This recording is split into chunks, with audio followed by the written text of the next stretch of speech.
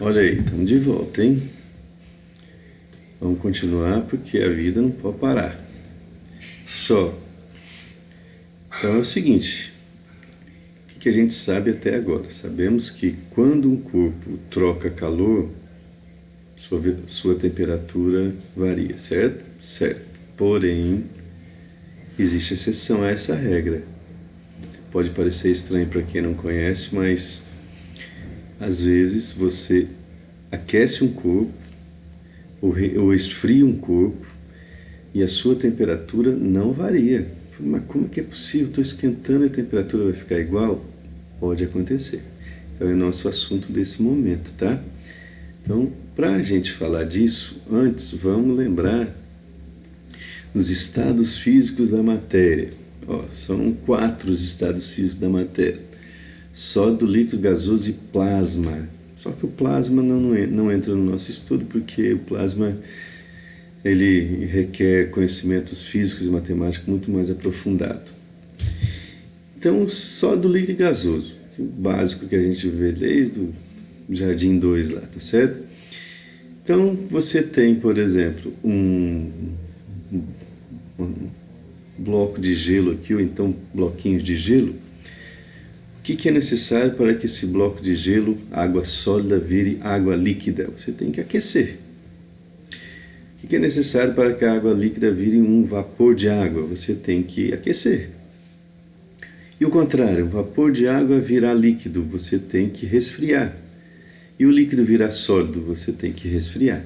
Ou seja, para mudar de estado físico, nós precisamos fornecer ou tirar calor da substância. Ok? Então, a mudança de estado está ligada à calorimetria. Beleza.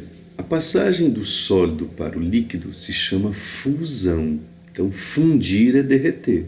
Quando você está derretendo alguma coisa, esse elemento está se fundindo. A passagem do líquido para o gasoso se chama vaporização.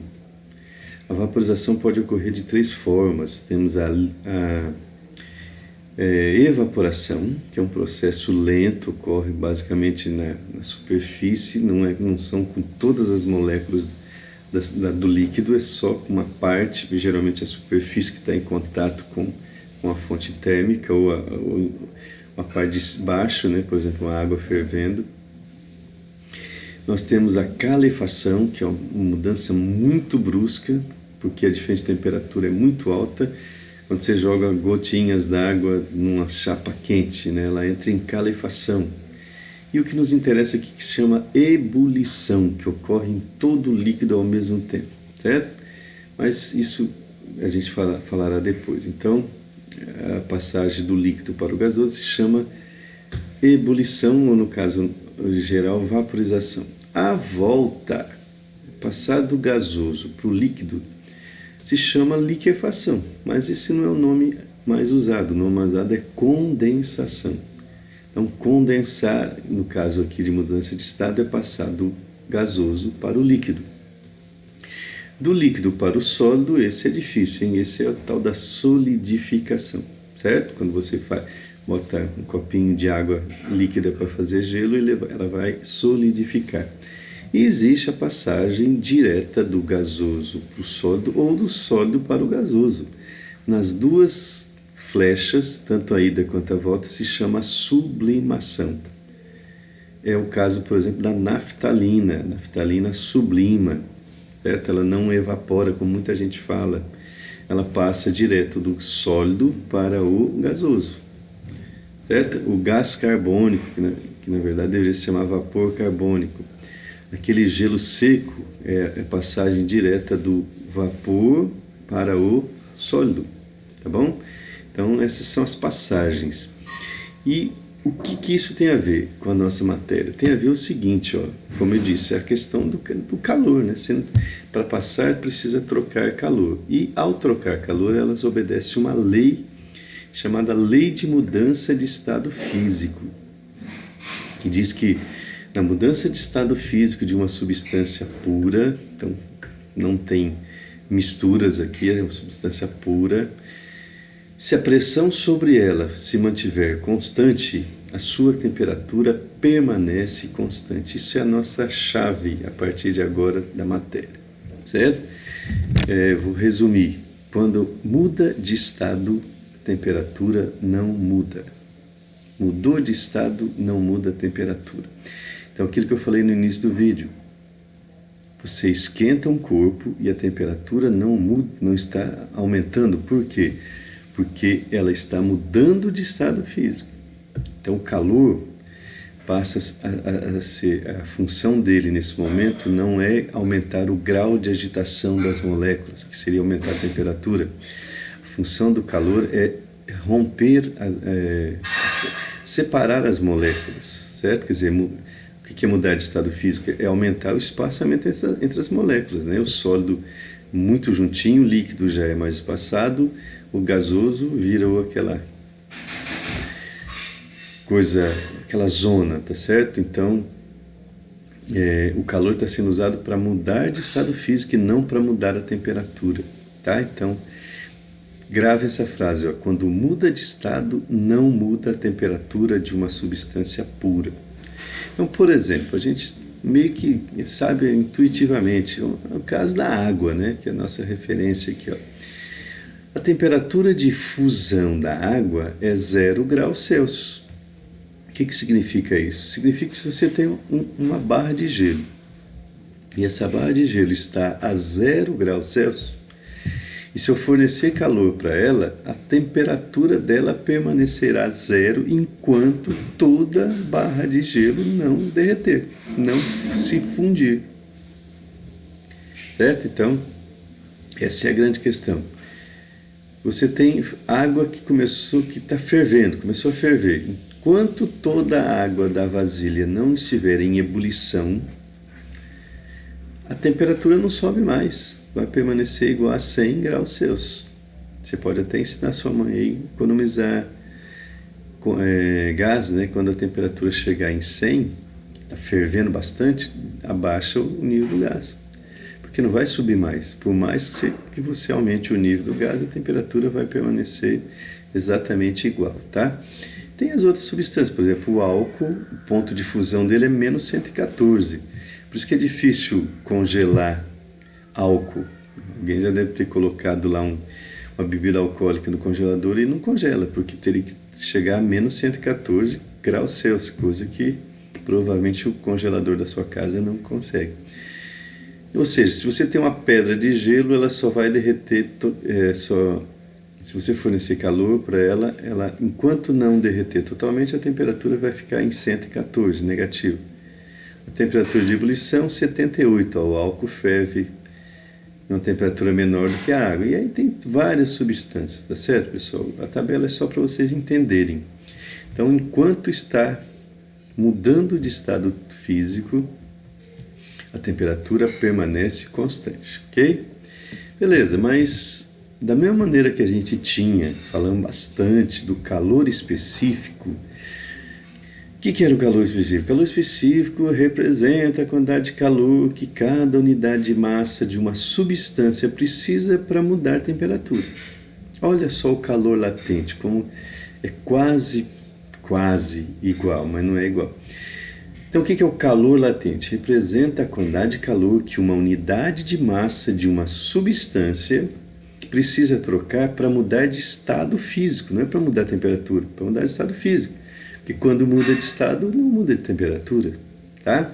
Então, eu diria que é prima do calor específico. É o quanto que cada grama de uma substância precisa, por exemplo, para mudar de estado físico. Por exemplo, a equação é essa aí, ó. O exemplo eu vejo depois. O calor latente, que nós vamos chamar de L, de latente, representa a quantidade de calor que uma unidade de massa, por unidade de massa, dividido pela massa, precisa trocar para mudar de estado. A unidade medida é caloria por grama, ou joule por quilograma, depende do sistema, mas normalmente a gente vai usar em caloria por grama. E aqui nós temos uma tabela, ó.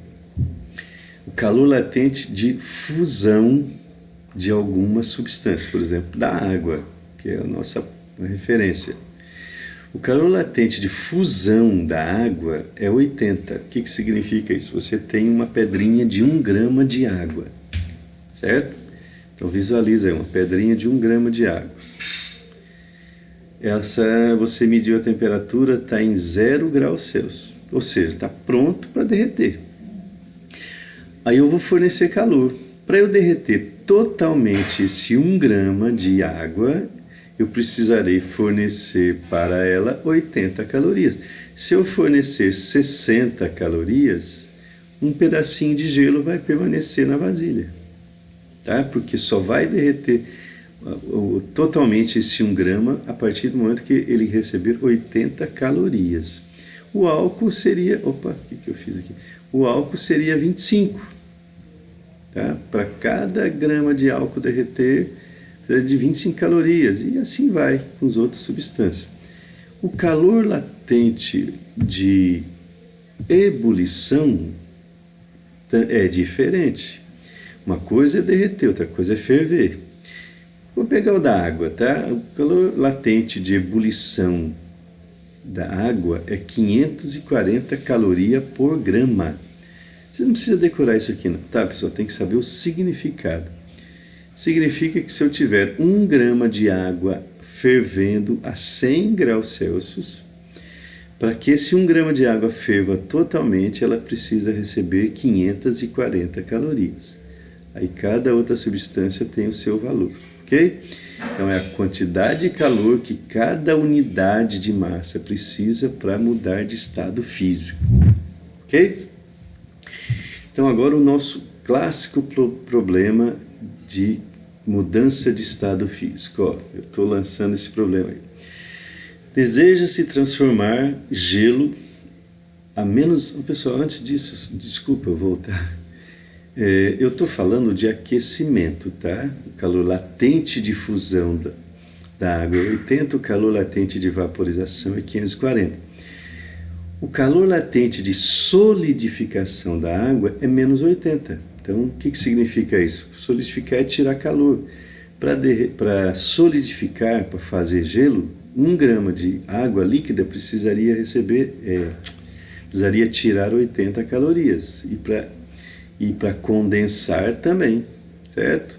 Então, é só trocar o sinal na hora do resfriamento, tá? Então, como eu estava falando, ó, tem uma quantidade lá, agora não importa a quantidade, de menos 20, de gelo a menos 20 graus Celsius, e eu quero transformar em água, vapor de água a 120 graus Celsius.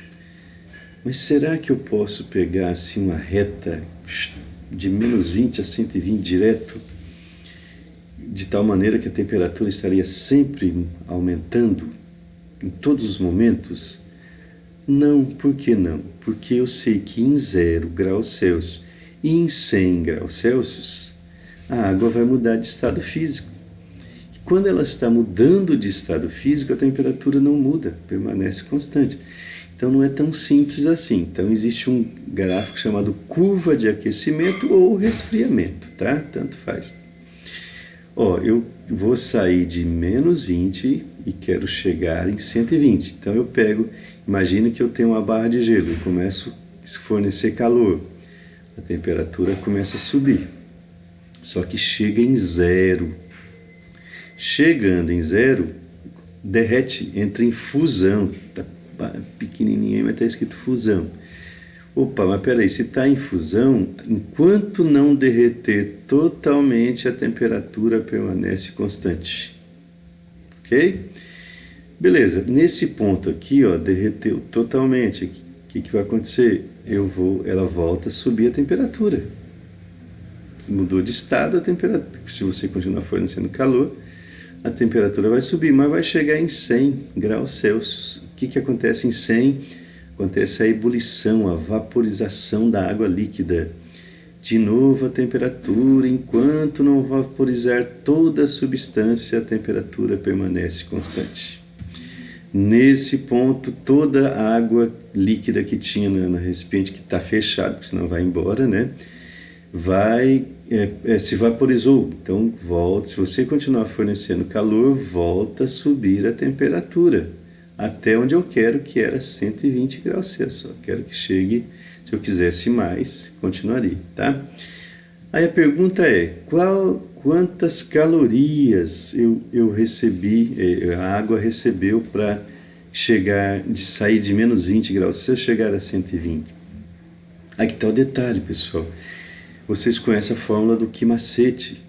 Peraí, o Ki-macete tem variação de temperatura, mas aí nesses momentos que a temperatura não varia, qual a equação que eu vou usar?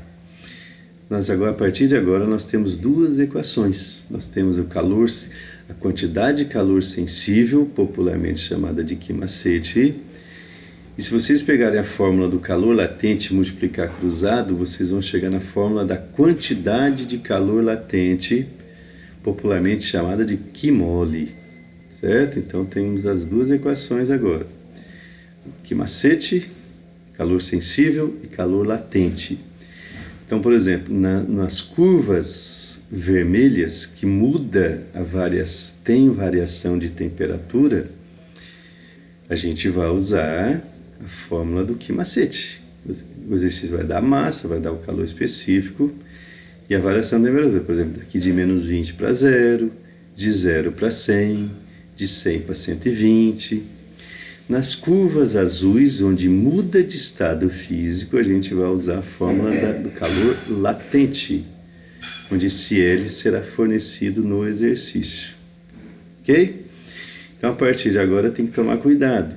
Você tem que analisar se está mudando ou não mudando de estado físico, para escolher a equação da quantidade de calor que você deve usar no exercício. Geralmente a gente usará as duas dependendo da situação aqui, tá?